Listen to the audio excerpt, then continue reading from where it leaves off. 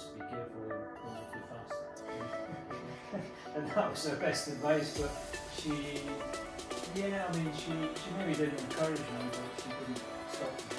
Found out that we're riding these fake Chinese mini motos. Yeah, that's a check for that. No, they were Chinese. I bought them for €100 at each right here. And for school work, it's not that I didn't enjoy going, I liked being there and I liked seeing my mates and like theory and engineering and some classes, but I didn't have any aspirations to go to uni or do anything like that or get a career in something from school, so we just stuck with bike racing and that's it.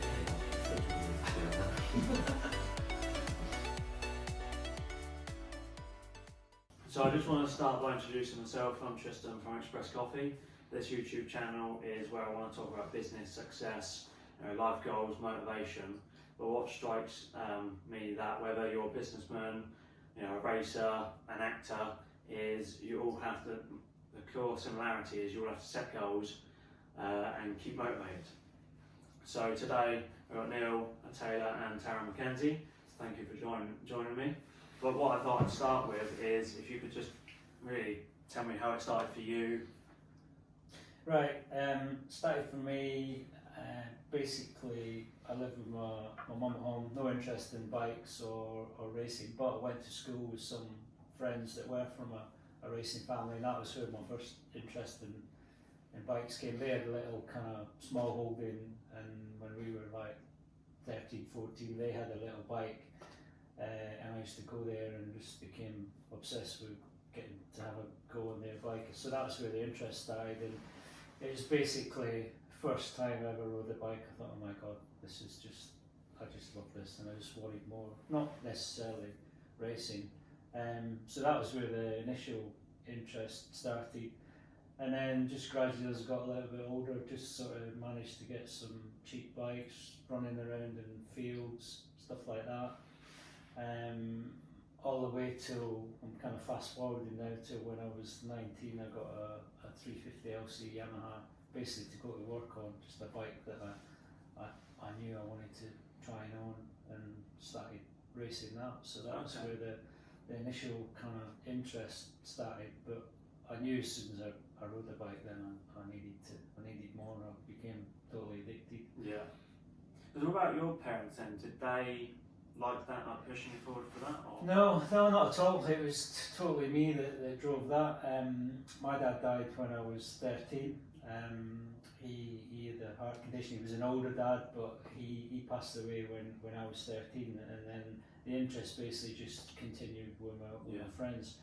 My mum was pretty good because I was sort of messing around on road, off road before I had a license. She kind of turned a blind eye to me. Yeah. I mean, I was only messing about on like Honda C90s and little bikes like that, but I would kind of set off from home, cross the road, get in a railway track, and it was all a bit kind of borderline illegal, but she basically turned a blind eye. So I was lucky that she didn't stop me dead, so that's why the kind of interest grew. When the racing started, I was 19, and even then it was just like, well, just be careful and don't go too fast. And that was her best advice, but she maybe didn't encourage me, but she didn't stop me. But also, I was funding it all on my own, and she would, if I asked for help financially to get a few quid for spares, tyres, whatever, then she was helpful and supportive, but the big thing was she didn't stop me doing it, so it was okay with her. So if I was happy, she was happy. So what about for you two? What have you always been interested? I'm guessing. I just had a pushy parent that shoved me into doing it. No, we actually as kids we played every other sport except we did ride bikes, but that wasn't ever our main goal or focus. We played football, cricket, tennis, rugby, hockey. And there was I think it was a summer we were riding mini motos in the back garden because we were just riding them on grass, and Dad said, if we take this on track you'll be able to get your knee down, and I couldn't understand the concept of how the the tarmac would have more grip than the grass.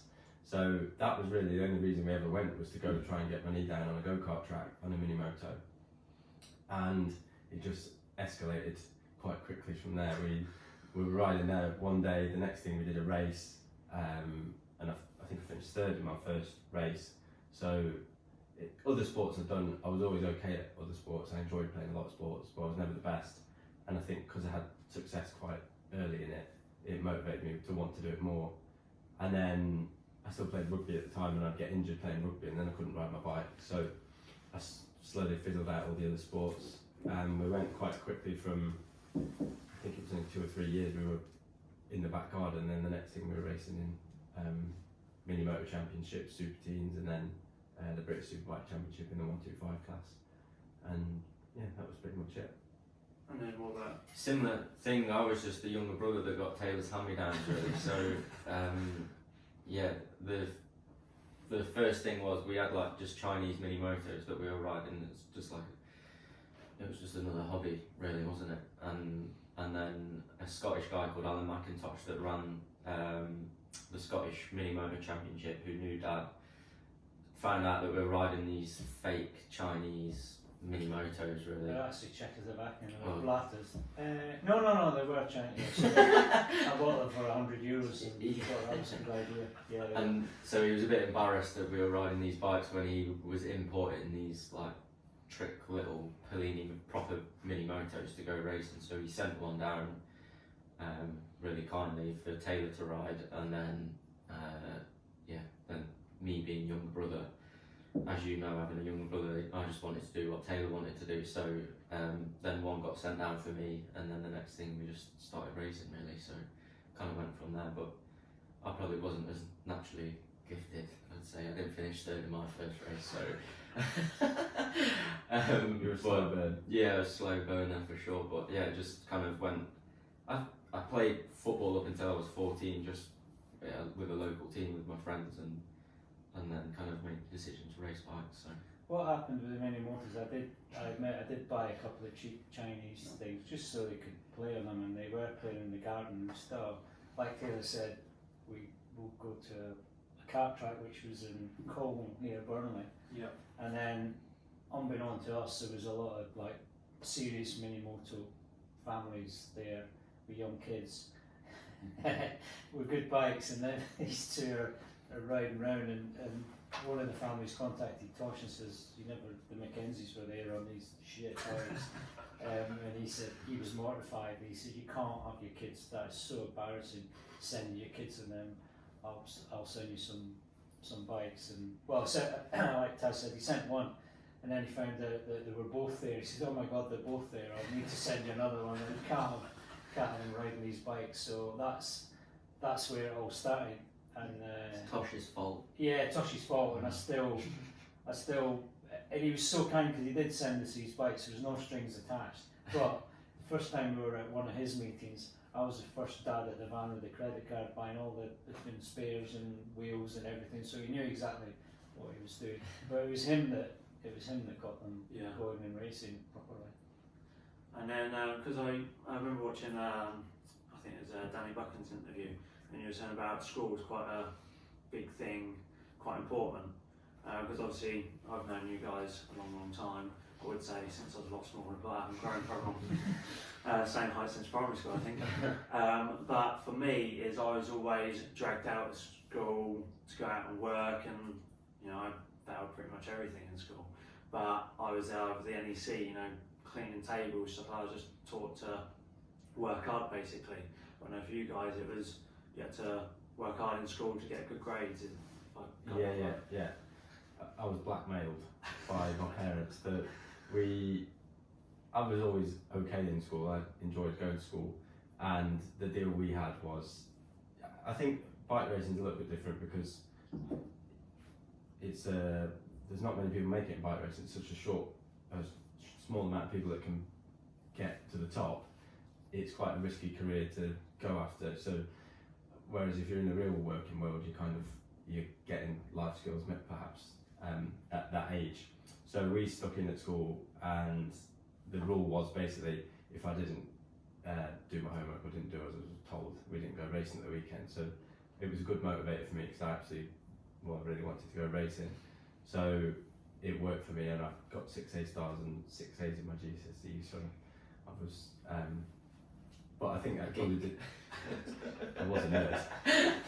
And then what happened? I went to sixth form, so I did my first year of sixth form, and that was okay. But we started attending less because we started doing more and more race meetings, and I was away on Thursdays and Fridays. And then in my last year of sixth form, I was doing my first year in GPs, my only year in GPs. And at that point, it was a bit like sink or swim. This was your one chance you have to make it in bike racing. And I could have done less racing and more school and gone to uni and gone down that path. But I think by that point, I knew that uni and the normal life probably wasn't what I wanted in my life. And regardless, it was an amazing experience travelling the world that year. So even if it hadn't led anywhere, it would have been cool to do it. But yeah, my attendance went down to 32%, I think, that year, and my grades slowly started slipping by the last year. I remember my physics teacher, I told him I was dropping physics, and he sort of said, "Why are you dropping physics?" And I said, "Because I'm going to go ride motorbikes." And he was just all confused, didn't understand why you would want to do that or why that was a good idea. So yeah, that was it. I finished sixth form, and then racing sort of gained a little bit of traction by that point. It wasn't a career or anything by then, but I was kind of on the right track, and that was my school journey. Yeah, just hearing you dropping down to 32%, that was like my best. Was it? Yeah. But My school life was maybe a little bit different purely because I just wasn't interested in being there. I still attended and did everything right. I wasn't naughty or rebellious or anything, but I had no interest in being there. I liked going to see my mates, and just wasn't that academic. I think I probably could have put a bit more effort in if I wanted to, but I just did the bare minimum. I think I said that on Danny Buchan's podcast, that just bare minimum. I got through, as long as I passed, and that was fine, and that's all I did. So I just wanted to race bikes more than anything at that point. In my last year of school, I was in Red Bull Rookies, so a little bit like Taylor, it's got a bit of traction, and you're thinking you can maybe make something of this. So I left after year 11, did a 1 year in college, and then left, and then had some part-time jobs, and then at that point I was kind of in stock 600, and everything was still going okay, although it was a bit of a change from kind of 125s Moto 3 to like a production 600 bike. It was a big change for me, only being quite small and young at the time, but it kind of worked out, and progressed from there really. But for school work, it's not that I didn't enjoy going. I liked being there, and I liked seeing my mates, and liked PE and engineering and some classes, but I just didn't have any aspirations to go to uni or do anything like that, or get a career in, I don't know, something from school. So we just stuck with bike racing, and I'd say it's paid off, but I'm still trying to make it work now. But that was it really.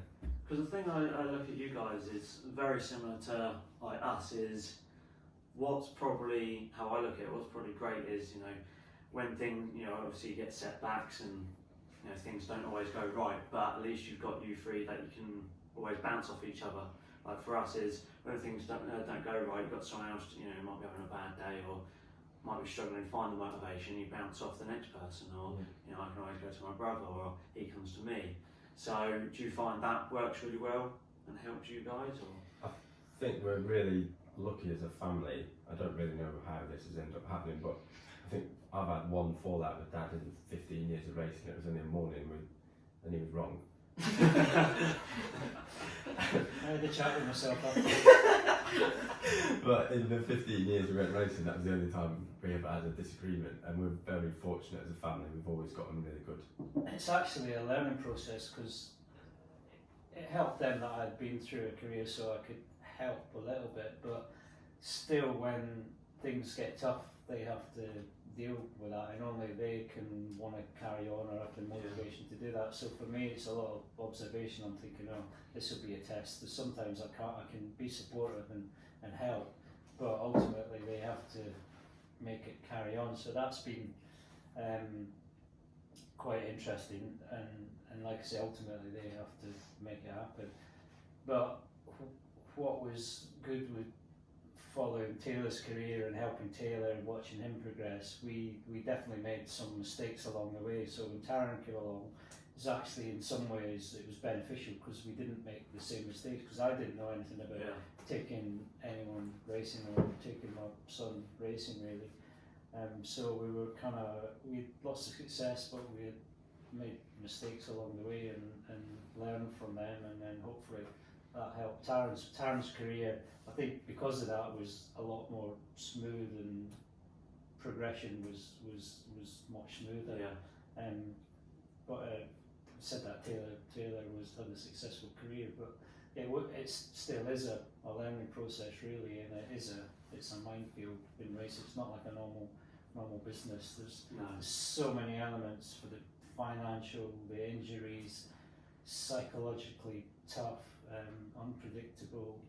So it is a tough business. So you were the test dummy. I had a sacrificial career. That's alright. I'm willing to play my part in the process. Because now I work for Taz. And I'm just going to sit there for a year, polishing his helmet and cleaning his leather, so I've got the best. It was a long-term play for me. I was just thinking of the future. And I guess from when you started to even when with the technology growing and the way it works, I'm guessing even just the bikes themselves have come such a long way.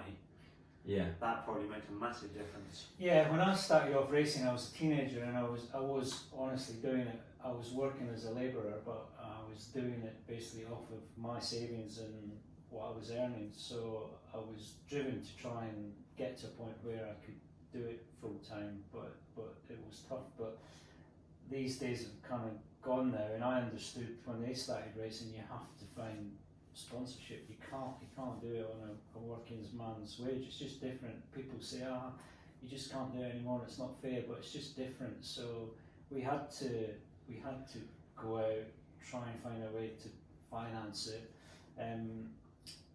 I had a good career, so I made some good connections along the way. And one brilliant piece of advice I was given was actually by Ron Haslam's wife and Leon's mum. She said, you need to use in life whatever your benefits or advantages are. She says, in years like ours, is knowing people in racing and in the industry, and you just got to, don't be embarrassed about trying to help your kids because of what you know and the work you've done. So that was the way I looked at it. I looked at it like a business. They were still at school, but it was expensive, but we had to find a way to to finance it and make it work. And the truth is, if you can't do that, then it fails. So it was difficult, but that was kind of the way I approached it. Yeah, and being Scottish, I didn't want to spend any more money. That was a good motivator. And then, so have you found a massive difference in the way that it's evolving in racing, or? I have definitely now doing my management job for 2 years, because I've seen the cost from when we started racing to now. Even in stock 1000, the cost of doing a stock season. Well, in 2016, my bike probably cost less than £10,000. All everything on it was ready to go at that, and now you can't buy a good stock 1000 Well, bike. the cost of going racing was 40 grand in 2016 to have a competitive setup to send a rider off, and now it's 100 grand. Yeah. So that's in 6 years it's jumped up 60 grand, and that's the fact. If you want to be competitive in stock 1000 now, you need to find 100 grand. Yeah, so it's mad how much money actually goes in. It's like when you're walking through the paddock and you see, even just like BSB, you walk through the paddock and think, bloody hell, the money in here, and then you go to World and then you look at MotoGP, it's just crazy how expensive it actually is. But it is, or you just got to try and find a way. And I think the thing about most sports or racing is we're all totally addicted to the sport and the whole thing. Then you find a way. You kind of tend to not look at the cost, but just find a way to go racing and to get to the racing and make it happen. So has racing been, all three of yours, main career, we could call it, or has there been other avenues? Because after speaking to Steve Parrish, he would tell me about, he invested into property, and other avenues you make money out of? Not for me really. For a career that lasted 20 years, and 18 of these years I did it professionally. So that was my main source of income. Again, I was brought up to save and not overspend, so I was always careful. I always felt like I wanted to keep whatever lifestyle I had achieved, so never overspend. I was really careful, and kind of over the years and built up owning property. I didn't ever owe anybody any money. It was just kind of careful like that, which some people, it's not the way. I wasn't one that would take risks financially, so just a kind of case of being careful. But I didn't invest like I know Steve was quite entrepreneurial. Another piece of advice I had along the way, and I took no notice, was I was quite good friends with Barry Sheen at the time, and when my first contract was with Honda to go 500 Grand Prix racing, and it was a decent contract, and Barry Sheen says invest every penny you've got in property in London. So this was like late 80s, which I thought was just a crazy thing to do, and I didn't do it, but he was absolutely right. You could have retired on investing 100 grand there, you could have been a millionaire now. But, so there was money to be made if you were ready to invest and take chances and stuff, but I just felt like I wanted to keep control of everything and know what I had and know where I was going. What about you guys? Is there anything that... I've done lots of, racing has been my main source of income, but I've done lots of jobs around it. I started off with a paper round when I was 14, that was a big sort of, Taz's laughing because he didn't do it, and then I moved on from the paper round to working at a leather company where I helped with the racing service. I was sort of designing leathers and badging leathers and taking them to and from the track. But that was where I realised that a normal 9-to-5 job wasn't going to fit with what I wanted to do, because they at that point said, right, we'd like you working here, and it was on a bit of a part-time thing, but you're going to have to commit to doing this full-time now, and you're only going to get 21 days holiday or whatever it was, and all those days holiday were going to go on my racing, so and more, so it just wasn't going to fit, and it also meant I couldn't train properly for my racing and do all that sort of stuff. So that was where I kind of then always done random jobs in between, like track day instruction. I've always been entrepreneurial in a lot of ways, trying to find money for my racing. So I've had various different ways of trying to get money together for racing.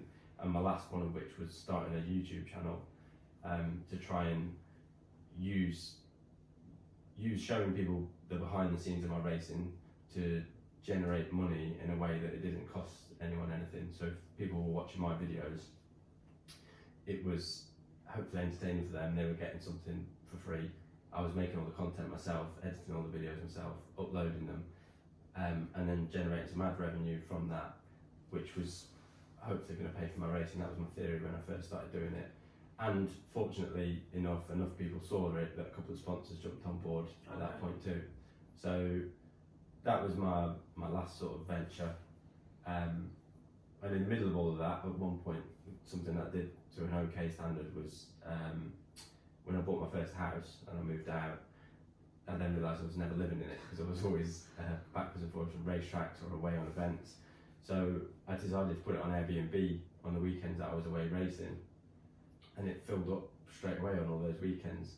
And so I sort of had a bit of success doing that, because then I moved out, much to mum and dad's enjoyment, moved back into their house and rented it out on Airbnb for a couple of years, and was doing quite well. But the thing that hit that was when COVID hit, because then I had all the bills, there was no one staying in it, and I didn't really know what to do, so I moved back in. So that kind of killed that. Can I just say, as a good parent, I encourage them both, if they ever did start making money, to buy property, because it's a good investment, which they both did. Both rented it out, both came back to work. Kind of backfired, kind of worked, but backfired. So it worked really well. Yeah, worked really well. You get all the benefits of getting the rent, and then you live back at home, so it's cheap again. Exactly. Quite clever, really. Wish I'd thought of that. Was it about? No. When I came out of school, like I said, I got some part-time jobs, so I sort of quickly realised that What? Is that one? I had one at Red Light and then one at Oh, I'll take that back. That's two. yeah. And then just quickly realised that working a 9 to 5 again wasn't for me. So that was the biggest motivation to try and make racing work more than anything. And then just kind of over the years it's become a little bit better, and BSB was really good to me with Mackenzie and could become like a professional racer at that point. So it was that side of it was good, but investing wise, it's not something I'm massively into. Taylor tries telling me to do certain stuff, but I'm always scared to do it. So, but yeah, I got, like that said, I bought my first house. I didn't actually even move out. I just bought the house, rented it out, and stayed in my bedroom. So, You didn't do that. but I've been really fortunate with the people and teams that I've been involved with. That I haven't had to have a real job for a number of years now, and been really fortunate. But grafting wise, I'll happily graft for racing and training and put a lot of time and effort and dedication into my racing. But getting up for a 9 to 5, I would struggle to do that. Because what goes into all your training? So obviously, has that changed as well since sort of your days to now? Yeah, I was given sort of decent advice early on in my career about training, but the information and the sports science behind it all now is completely different. So I basically just hammered myself every day. That's the story. What sort of sports science went into wearing a jacket? Well, some of it I was self-taught or what I thought. So my earliest experience of training was in my head I thought if you're sweating a lot then you must be getting fit. So what I used to do on a Friday night, I leave work, hop in my van in the summer, put my park on with the hood up and turn the heating up full and drive 300 miles to Cadwell Park, sweat all the way. So obviously I was getting fit because I was sweating, but what I didn't realise I was then dehydrated all weekend. It didn't hit me straight away, but I gradually realised that wasn't The way forward. It wasn't the way forward. I was basically in the sauna. So, but gradually I kind of got my head around training, and I feel like I was at least as training as much, or if certainly when I came back to BSB more than anyone. But I did when I rode for HRC, they sent me to California, and I learned a bit about training and getting fit there and what I needed to do. So I had the basics quite early on. But yeah, it's moved on hugely since then. I mean, Taz works for Loughborough University, and they look after. Well, they both lads have been looked after by Loughborough University in a professional way through their careers, and so things just moved on. The information's out there for everyone now, but Yeah. it was basically me just hammering myself. Not always as effective as it could have been, but. And I guess that you just saying that's very true now, that information's all out there. You can just go on YouTube, you can go on Google. Whereas also back then, that wasn't really nothing a was thing. available. Yeah, well, it was, a lot of it was common sense. You kind of eat sensibly and go running and go to the gym, and then you'll be okay. But the kind of getting it, engineering it properly for your sport and to get the very best out of your body was probably not. The information wasn't out there. What about you guys? How do you find like the training and Training side I really enjoyed. Well, I think as we said, we've always been active as kids and done lots of sports, so for the training side was never an issue, never had to force it or get motivated to do it, really. Been with Loughborough Uni since end of 2019 or start of 2020, and I think with motorbike racing sometimes it's a little bit we're still quite old school in a lot of stuff we do compared to like a football team, for instance. So Loughborough kind of took on quite a few bike races over the years and was really good, I think. Like the science side of it and nutrition and hydrating yourself and all of that side, like the sports science of it. They've taught us a lot. So Taylor's obviously stopped racing now, but I'm still carry on with Loughborough, I've got the same coach I had from the start, and yeah, that side of it is okay. I think we're still quite behind in a lot of it, but Loughborough's taught me a lot over the years, and yeah, training wise, and more so for when I got injured a lot last year. The stuff they taught me over the years was great for that, and you can see where all your numbers are at with your fitness and your cycling, and when you come back from injury, it just gives you a target to get back to and stuff like that. So that side of it it's come on a lot from when Dad started with sweating in that van. So yeah, I've been really lucky to have met the guys at Loughborough, and yeah, it's been cool since. Yeah, even just in our short careers, it's changed so much. When we first started, we were just getting up before school and hammering ourselves in the gym on the Niall Mackenzie training regime. But that is the one thing I think as a family we've always been really good at, is working really hard. You've always taught us that the more you work, the better you'll do, and that is, even when times were getting really tough, we just carried on working hard through those bits, and that's, I think, why we succeeded in the end. And through doing that, we were always looking at new ways to improve our training and get better. Every single winter we would look at what we did the year before and figure out a way of doing it better the next year, which sort of put us on that path to getting in touch with Loughborough University and working at a really high level with them. And that really, we always trained really hard and always, I think, were fit. But when we worked with them and you understand how to train properly, and what training hard doesn't necessarily mean hammering yourself every single day. A lot of it is recovery and structured sessions at different heart rate zones, and not just being flat out all the time. So we learned a lot in that. Our fitness, it increased so much in just 1 year with them, and then 2, 3, 4 years it really started paying dividends. Yeah, I had a system as basic as it was. They did the training, and I've got the motivation was faultless really, but at the end of every year, and I think this could work in any business, we'd sit down and write a list of weaknesses. We'd pat ourselves in the backs for whatever good things we did, but the important stuff was any weaknesses, whether in racing, whether it was an area of fitness or starts or anything to do with racing, list them all down and then work on them in the winter and then go again, and then same every year. We would just try and address anything. That's the important bit. If you just keep doing the same thing, then you obviously get the same results. But we definitely addressed all these things, did our best to fix things. And this is what I find really interesting is, like I said, it doesn't really matter what you go into, it is all the same sort of principle. You just need discipline, you need to make the goals, you need to really work on yourself before even going into whatever career you want to do. Dad writes a list down for Mum too, but she's not receptive. Doesn't work. She looks at it and throws it in the bin. She doesn't. She hasn't done anything wrong. Yeah, she hasn't done anything wrong.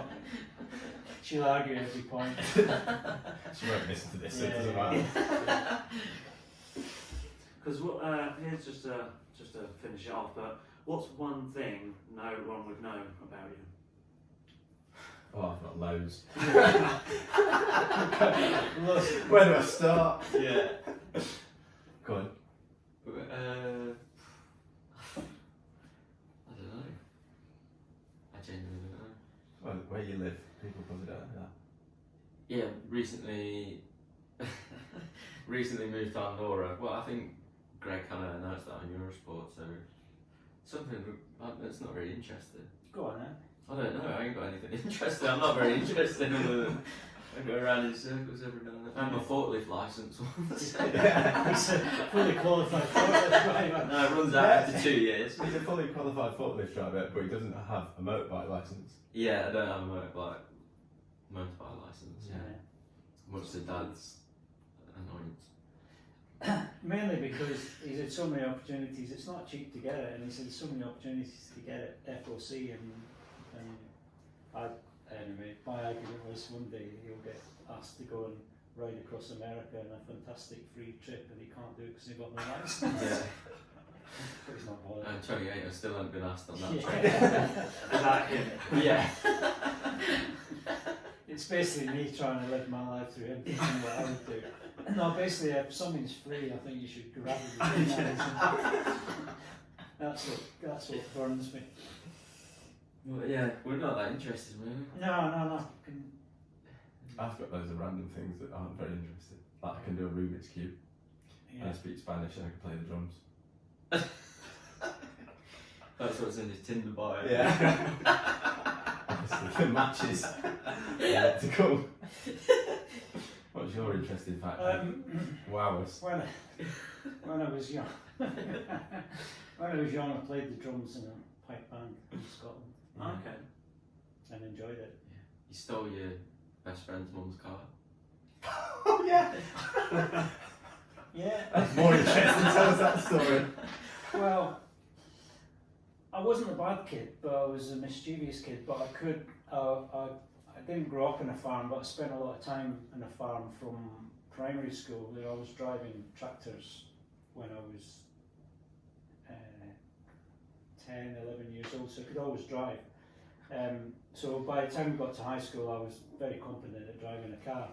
And my friends occasionally their parents would leave their cars at home while they went off to work, and then we would bunk off school, and I was the nominated driver. So I would drive the cars around and then put them back, and for a long time we never had any problems, but we did get a bit adventurous. So 4 of us one night drove my friend's Fiat to the school gates to pick up more friends. So there was basically 4 of us in a car, picked them up. We did this for a couple of nights. Not long after that, someone informed the police, so one night we pulled up at the school, police pulled up behind us, 2 friends jumped in the back and we set off, so we're in a flipping police chase at 14 or 15. So we were driving around discussing what might be a good idea. The 2 friends in the back says, "Just stop, please stop, and let us out." So I said, "We'll stop and we'll just leave the car and we'll just run away." That was the plan. So we stopped. Me and my friend in front jumped out. The child safety locks were in the back, so the 2 friends in the back didn't get out, so they got captured. Just divulged all the information. So later on that night, I was taken to the police station, fingerprinted, and was given a criminal record at 14. My mum wasn't so lenient that night. She definitely hit me a few times, and I never did it again. But that was my excitement before I left school. But I wasn't a bad kid, and I wasn't a thief. You're just borrowing it. Just borrowed it. There you go. Borrowed it. Brilliant. Well, thank you very much. I really Okay. appreciate No, the time. pleasure. Really appreciate you doing Cheers, this. Thank you. Thank you.